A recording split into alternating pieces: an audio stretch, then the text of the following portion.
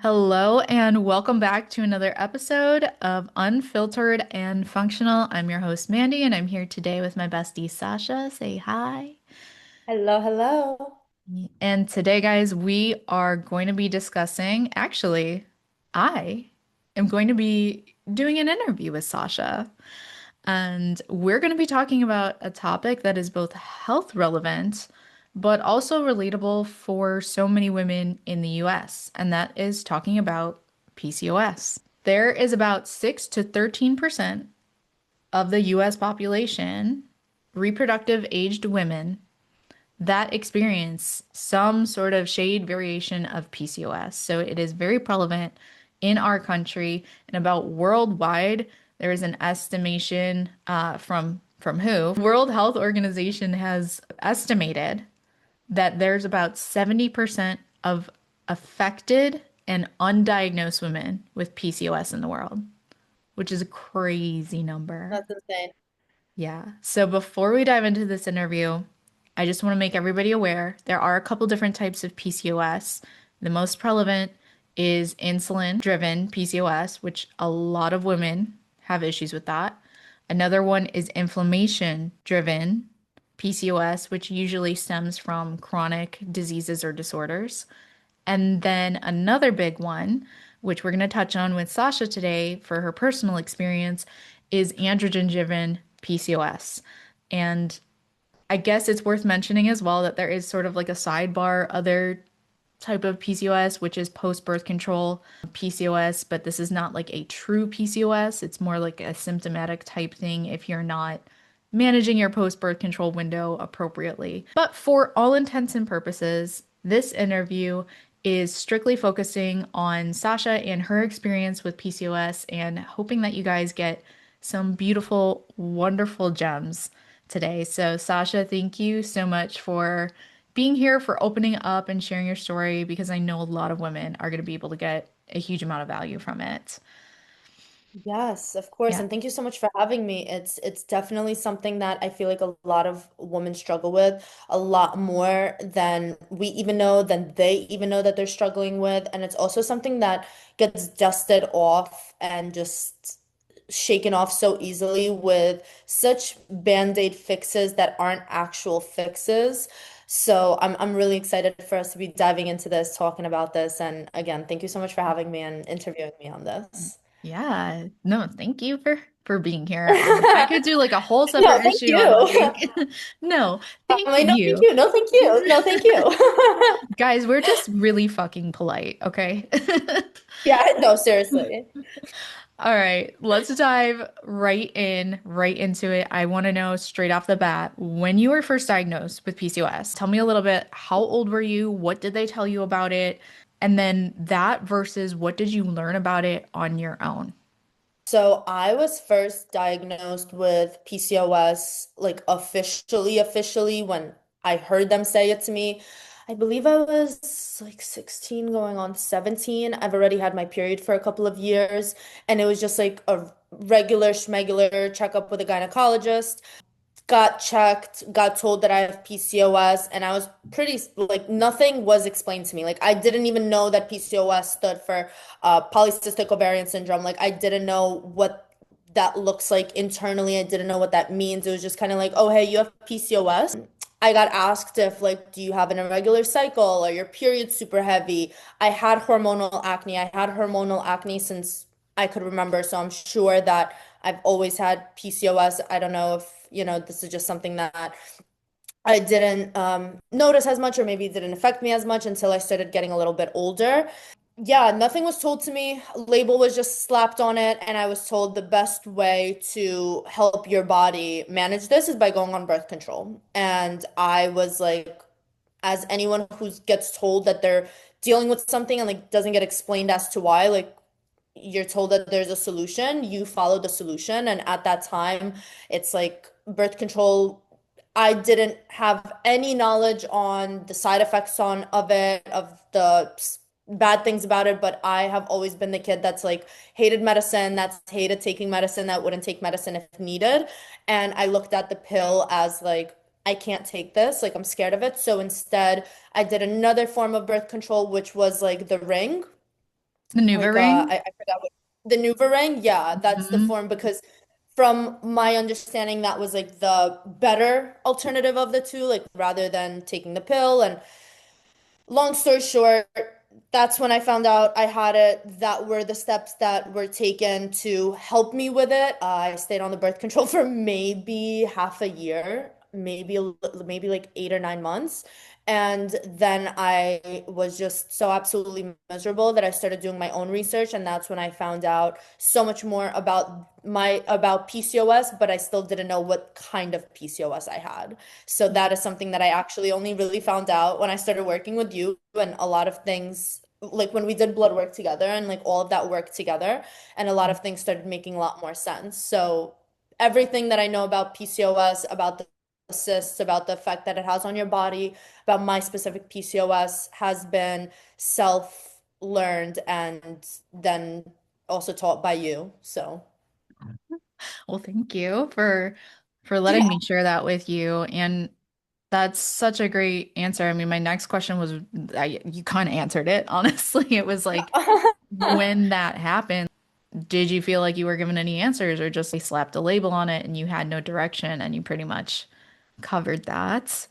Uh, The only direction that I had was birth control. Like there was no explanation of what could be triggering the symptoms. There was no explanation on like lifestyle changes that should be made, or I'm 16 years old, I'm drinking 2 cups of coffee for breakfast, I'm eating once or twice a day, like my lunch is a freaking bag of Takis and like maybe a slice of pizza after school. Like my health was not in a good place. I had not really been working out at the like yet. Like I was very on and off. So there was no direction as far as like what to do in my life for improvements. It was just like, hey, here's a prescription, go pick up this birth control, start it, and you won't have like as bad acne or as bad whatever anymore, and like it will help you with the PCOS. Did they say like this is something that you're just gonna have for the rest of your life? Yeah, And pretty much. Yeah, oh, pretty much. Like this is just something that, you just have to learn how to live with and deal with. And like I didn't even know that there could be a PCOS flare up until I researched it, and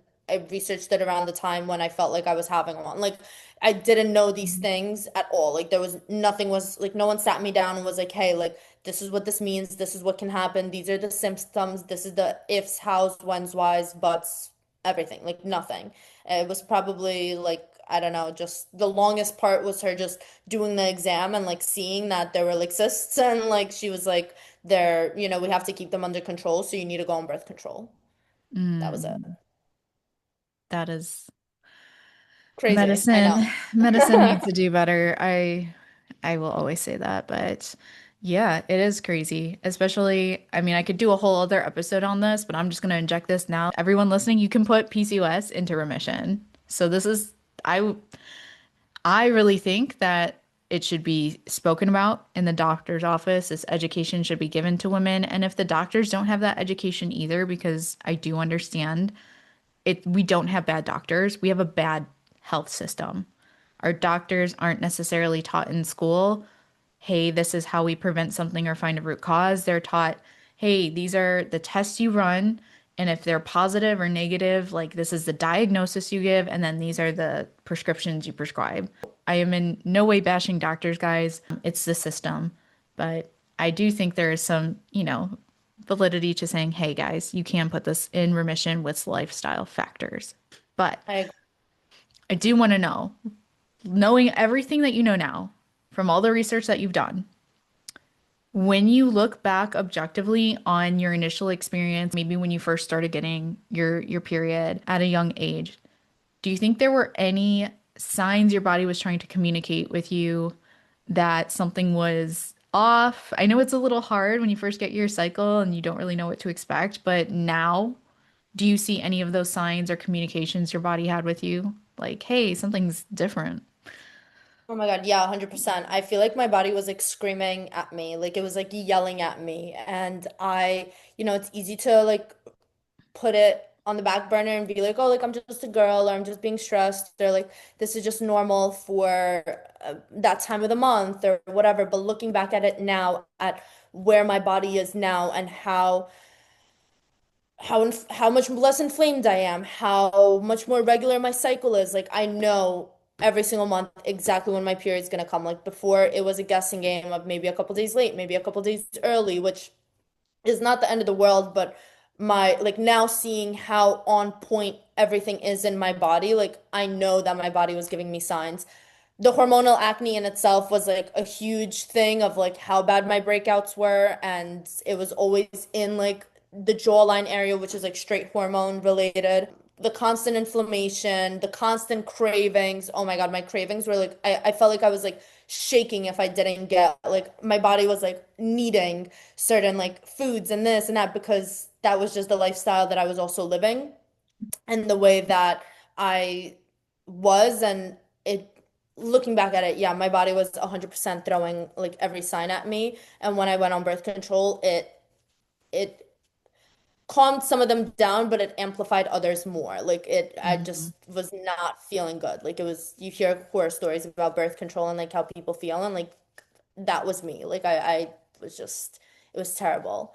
And not to mention, no matter what I tried to do, I wasn't trying to do jack shit looking back at it. But, the whole starving yourself or like limiting certain foods or any of the fad diets that I tried while all of this was happening, I like couldn't lose weight and I couldn't, there was just like so many moving parts to it. But yeah, my body was totally yelling and screaming at me. And it was trying to tell me like there's something wrong and you're Mhm. making it worse.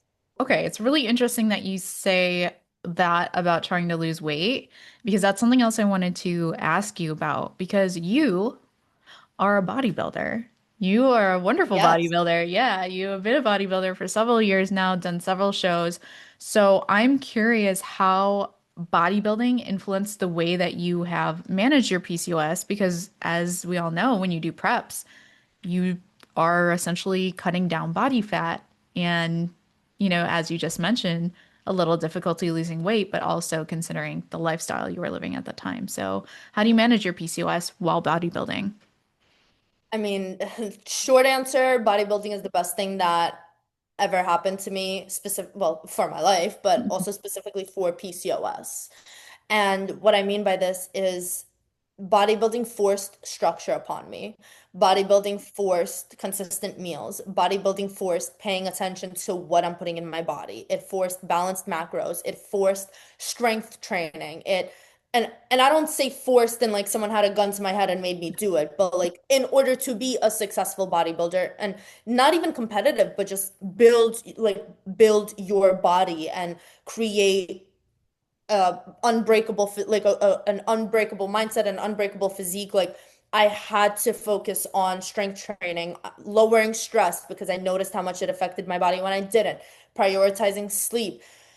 Most importantly, bodybuilding created a routine for me and a routine that I never had. And all of these things played in so much into my PCOS because it taught me that my body thrives when I have routine, when I have stability, when not like chaos and like a guessing game. And it helped me regulate everything from my hormones to putting the PCOS in remission. Like I had one single like major flare up that I was like, okay, this is like a big deal. And I notice when my stress is a little higher or something, like, and now I'm able to pinpoint when and why I might have like a little, like the PCOS makes itself known, or like I see signs of it, but it overall bodybuilding essentially taught me how to take better care of my body.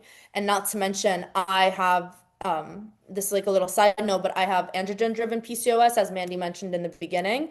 And a little fun fact is that with androgen-driven PCOS, I naturally produce more testosterone, hence, it putting on muscle a little bit quicker. And like it's just like some people take testosterone, like I don't produce it to the point of like people taking it, but there also like was like that little advantage. And when I heard about that, I was like, ooh, okay, that's cool. Like maybe this isn't like so bad after all. So I was like, ooh, I have naturally more. And like, I don't know, Mans, if you wanna jump in on that and like back that up a little bit with your science talk, with your whiz. But Yeah, little silver lining there. If you do have androgen-driven PCOS and you do want to bodybuild or just put on muscle, as long, like Sasha said, as long as your other lifestyle factors are addressed, your diet's addressed, your stress is addressed, your sleep is addressed, if all of those are addressed, your PCOS is well managed, like, yes, you definitely can put on more muscle, use it to your advantage. The majority of the lab work I've done with ladies that do have PCOS of the androgen-driven variety, and I'm not saying this is like cut and dry, hard and fast. This is like end all be all because there's always outlier cases out there. But the majority of these women do not have testosterone levels where we're like, oh shit, we're going to be at risk for virilization or something like that. No. But we might see other manifestations like facial hair growth or body hair growth. And that's typically when lifestyle is maybe not dialed in as much so that our hormones are going a little bit more rampant, things are out of line. And then, of course, if stress isn't addressed, we're going to see some inflammation in there too. So I don't know if I said this in the beginning too, while talking about the different types of PCOS, but you can have a mix of Mm, them. You can yeah, that's a good point. experience two at the same time. So I didn't know you back then in the day, but it is very well a good potential that you could have had androgen driven and inflammation driven. And then once Yeah. you kind of got the structure from bodybuilding, that's when like your body starts responding a little bit. Did you ever have like that perception that you wouldn't be able to lose weight because of the Yeah, PCOS? absolutely. I think that's like a narrative a lot of women believe. Yeah. It's a belief that I had, and it didn't help when I was doing research. And I say there's certain research that I've done that's like, actually reading like from doctors, from like PubMed or whatever is WebMD and like all of those kind of websites. But then some research is also going on TikTok and like hearing about other people's experiences or going on YouTube. And Mhm. there was that story that I heard of it's so hard to lose weight with having PCOS. It's so difficult to get in good shape, or the worst is like playing into like, oh, because I have PCOS, I can't do this. And I want to kill that right now, because just because it's hard doesn't mean it's impossible. It is Mhm. quite very much possible. And if anything, I mean, I know many other ladies who have done it, but firsthand experience, I mean, for a bodybuilding prep, I lost 20 pounds to get lean. And yeah, that was like extreme. I was doing a lot of cardio, I was eating low calories and doing the things that bodybuilders need to do to get in prep. But once that weight started coming off, that weight came off. And it's hard and it's difficult. And yeah, with having PCOS, it might be a little bit harder for you, and like you're not at the advantage that other people are at who don't have that. But that doesn't make it impossible. It only makes it impossible if you make it impossible and if you go against your body. Like it really is in your hands. Yeah. No, I love that you said that. And I also, if you don't mind like expounding on it, like I want to know some key things you've done to adjust like your training, your nutrition, and your recovery to support your hormones because, being a bodybuilder, having PCOS, I do know how was it last year? You started a prep, you had a lot of stress, experienced a lot of inflammation, your symptoms went up with your PCOS, and Badly. then you had to kind of reschedule that prep. So when that happens, like what are key things you've done to adjust those markers, training, nutrition, recovery, et cetera, to help your hormones? Key things, and I also want to address like what you mentioned about me starting that prep and like knowing to pull out of it, because it was yeah, I get it. You can't see the results in 2, 3 weeks, but knowing my body, I knew that I should have started dropping weight and I wasn't. And I was also in the most stressful period of my life during that time. I was living in a very stressful household. I was having very high stress. That is actually around like the reason why I knew I had to pull out of prep and just like pause on everything is because I had a cyst burst, and I knew like it was just the worst thing. Like I didn't go to the hospital for it because I'm not a bitch. No, I'm joking. If God forbid that happens, please, if you need to take care of yourself. But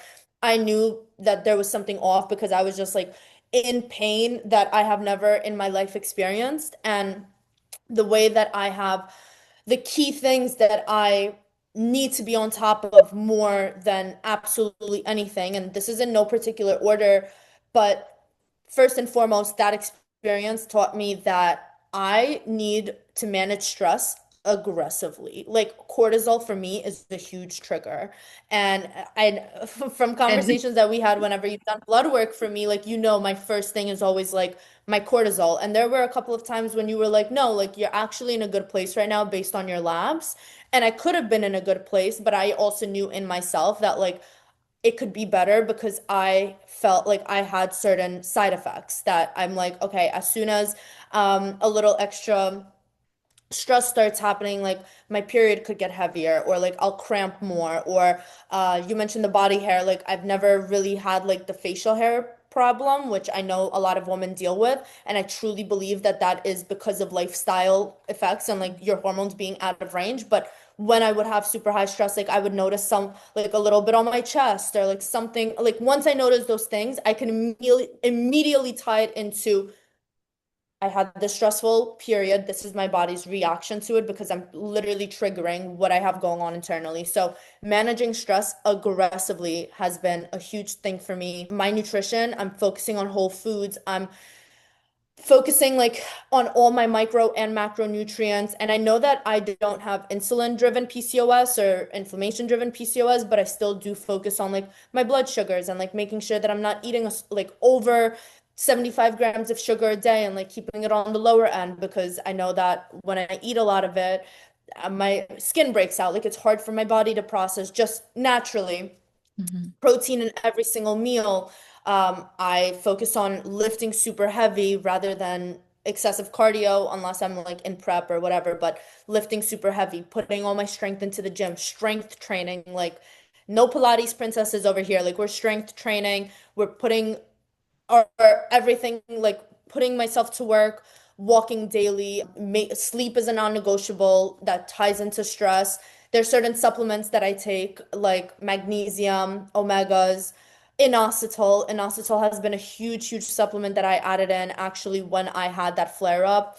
And I was just like, no, I have to keep this under control. And with the training hard, I'm also not overtraining. So having those 5 solid lifts a week that I have and like resting on my rest days and listening to my body, like not grinding myself into the ground, which is something that I was notoriously known for, was just not being able to stop ever and being in a very go, go, go. Like when I do all of these things, and most importantly, respect my body enough and respect myself enough to do all of these things, regardless of what's going on, is when I've noticed my health in the best place and possibly even my PCOS being like in remission. I'm not sure if it can go in remission and then like flare back out and like how that works, but I'm assuming so. Like it can go into like hibernation and then if you screw with your body enough and like if you start doing shit again, it'll wake right back up because you're triggering things, which makes Yeah. sense, right? Like that's Yeah. along the lines Yeah. of how it You, works. you can put a lot of things in remission, like PCOS. You can put Hashis in remission. You can put IBD in remission.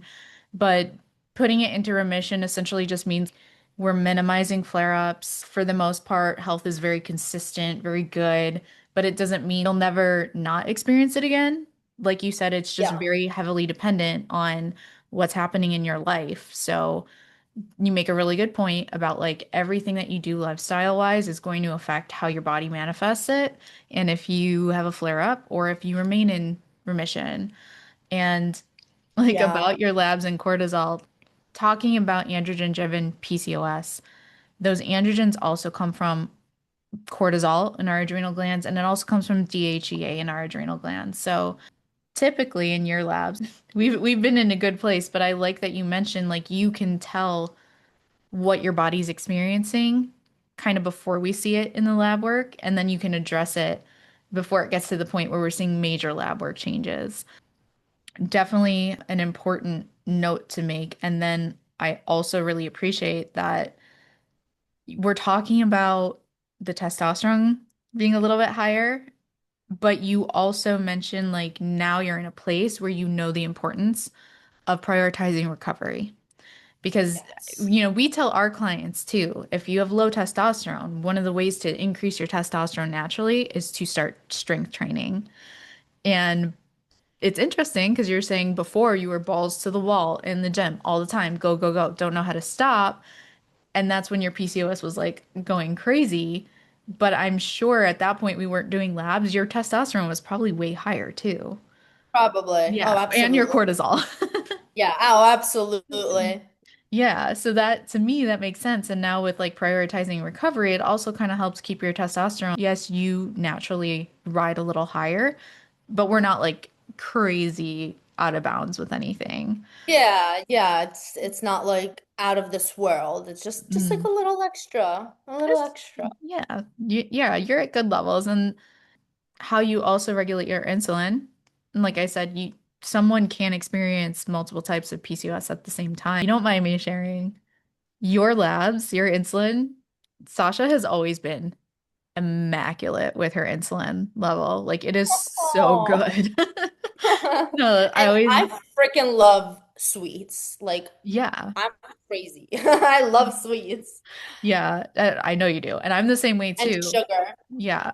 But all that to say, this is another reason why it's so good to get your blood work done because God forbid, if you didn't have the structure that you do, and we knew off the bat you had primarily androgen-driven PCOS, get your blood work done, and we're seeing your insulin's okay, thank God. But like if it started crawling up, then we know you're at risk for having this other element to feed into PCOS further. So that Yeah. that's just my like side plug for guys, get your lab work done. But And me shamelessly putting Mandy out there, she does incredible blood work. The only states that she does not service are New York and New Jersey, I believe. So if you're not in New York or New Jersey, you need to get your blood work done with Mandy because the doctors will just ramble off a bunch of stuff. Mandy will tell you what it means and teach you about it. So God bless you. shameless plug-in personally is to do it with Mans because Mandy is actually the first person, you are the first person that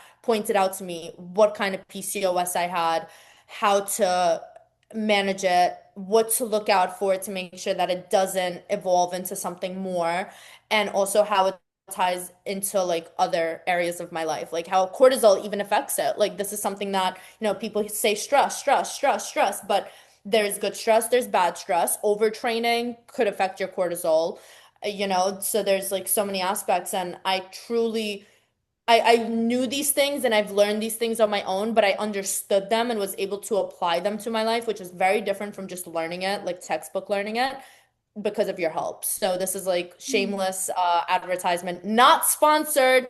Mandy's not paying me money for this. Okay, she's not paying me money for this.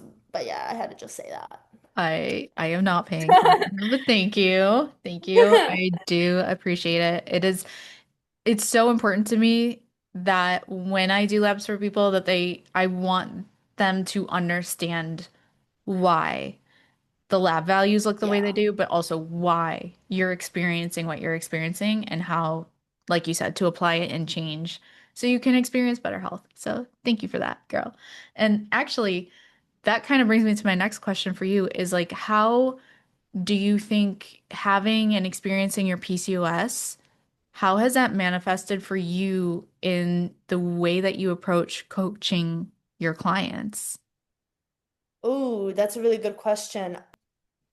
Being able to understand it and seeing how my body responds to it. Granted, everyone's body responds differently. Everybody has a different body. Like, so it's even if we have the same kind of PCOS and the way that my body responds to it, the way that, my life is set, the way that I handle things is very different. Like, we are so different person to person, but having that, it allowed me to one become even more educated on it because when you deal with something yourself, like you want to learn everything you possibly can about it. It allowed me to be more empathetic towards women who struggle with this, to be more aware of how to help, what kind of advice to give, what they should look out for, the direction to send them in. Any of my clients, and any of my clients know this too. I send them to you for lab work, whether they have PCOS or whether they don't, like just so we can because a lot of the times we don't even know what's going on. Like if you haven't had blood work done in years and like you're feeling crappy, you're feeling shitty, like you don't know what's going on, like you don't know until you know. So it allowed me as a coach, as an athlete, to be able to hold more space for women going through it and also like empower them to not let that feed into a victim mindset of because I have this, I cannot accomplish that. Because that is something that I saw online, and that is almost the mindset that I fell into for just like a millisecond that I was struggling with it. But that is a very cheap way to go about it, is to like blame something like that as to why you're not making progress in your day-to-day life, because you're very much so capable of making that progress. So, although yes, I just said that it allowed me to hold more space, be more empathetic and whatnot, it also allowed me to use myself as walking evidence of if you want to make a change and if you want to accomplish whatever it is that you want to accomplish, build more muscle, do a bodybuilding show, cut down fat, like whatever the case is, your condition is not what's holding you back. It's the actions and the steps that you're taking to either improve it or to keep it where it's at or make it even worse. Overall, PCOS just forced me to learn more about my body deeply, about women's bodies, and now I can teach it to others and help others also work through it. That's so good. It's so empowering. And like, what would you tell whether it's a client or just like a friend or someone you're talking to, what would you tell another woman that's like been newly diagnosed and feels completely overwhelmed and is basically like given the same runaround that you were? Like, here, get on birth control and like, period, that's it. First of all, breathe. Take a deep breath because stressing about it is only amplifying it. Two, before you make a rash decision and a quick decision to do a band-aid or an easy fix of birth control or whatever the case is, I want you to explore other options. I want you to talk to a functional health medical professional like Mandy, or, if there's someone else that you would like to talk to. Most importantly, and I feel like I should have started with this, I mean, I think you need to breathe first, obviously, but I want you to know that PCOS is not a life sentence. Like, PCOS does not mean you're broken. PCOS does not mean that you're doomed to struggle or there's something that's so incredibly wrong with you. It is just a matter of you need the right lifestyle blueprint. Yes, this is something that you have. Yes, this is something that you're dealing with. Maybe you were born with it. Maybe it's based off of certain lifestyle things. Like you roughly mentioned how, there's post birth control, there are side effects that are similar to PCOS, inflammation driven, insulin driven, like maybe it's your blood sugar, whatever the case is, like the solution to it is changes in your lifestyle. And you make those changes, you see the results to those changes. So if it's something that you truly want to change, that is something that only you can do. But you, at the end of the day, you're literally holding the power to it not being something that ruins your life or that affects you. Like, don't go on Google and start searching up how it's like a forever thing and just something that you need to deal with and something that you need to live with. Like, yes, it is something that you can have internally, always in your body, but you can, like Mandy said, you can put it in remission, and your lifestyle will determine how your life is, how your body responds to it. And it's those little habits that you start building up on top of one another that make the biggest change. Because talk to me 5 years ago when I was first starting to take steps in healing my body and building muscle and doing all of those things. Like, I did not have it all figured out. Like I said, I only found out that I had the androgen-driven PCOS. What was it? Maybe like 2 years ago, like a year and a half ago or so, is when like we really got to the bottom of that, and I only started understanding that then. And I've known about my PCOS for 7 years now. No, maybe even longer.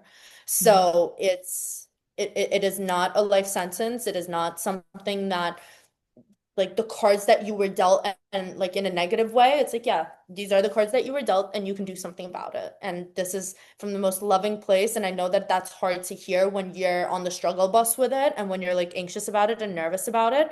But when it is also very empowering to know that you are in control to make a change. So Mm. just know that. And the change is not an overnight thing, but it is a lifelong thing, and you will live a much better and more fulfilled and happier life with those changes.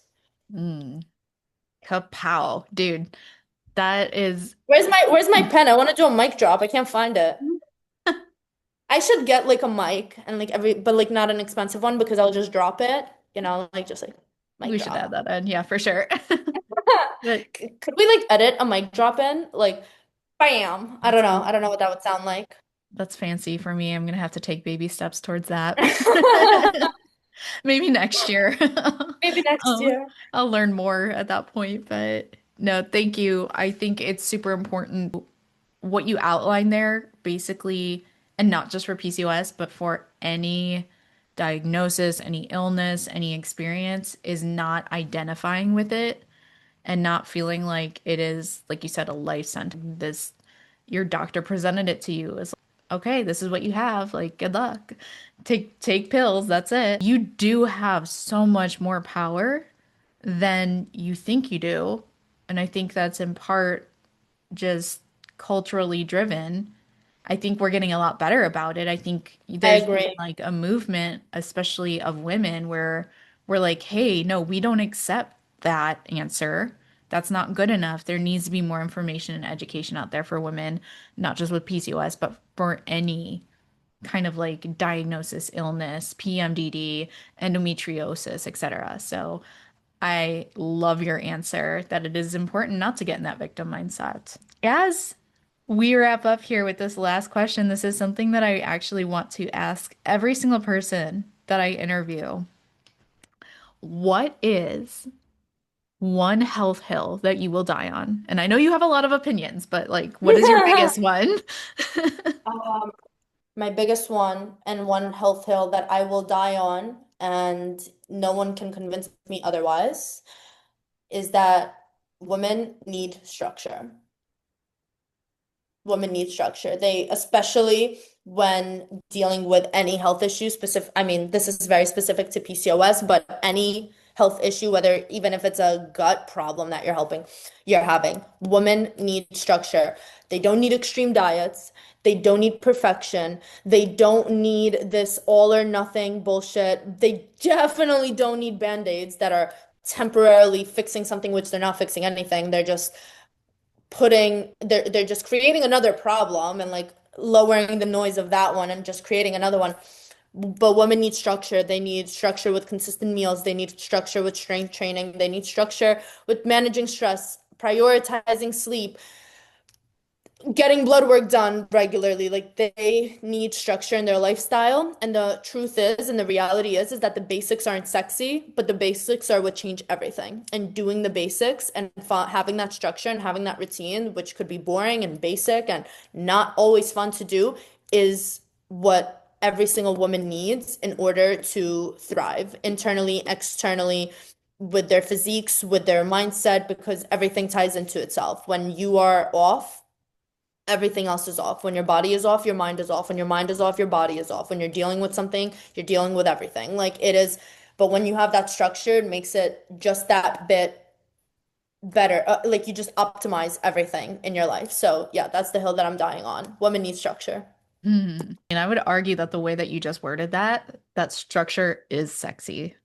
Yeah, structure is, I mean, I think so too. I think structure is very sexy. It's the basics that could be not sexy. It's the having to get in a certain amount of steps a day. It's the going on post-digestion meals. It's the making sure that you're drinking enough water. It's the having protein in every single meal. And maybe your meals aren't as like fun or whatever the hell you want to say, but those are the things that you need to be Mhm. doing. Like that's it. Like I can't emphasize it any more than just basics change everything and structure changes everything and you need structure and that's it.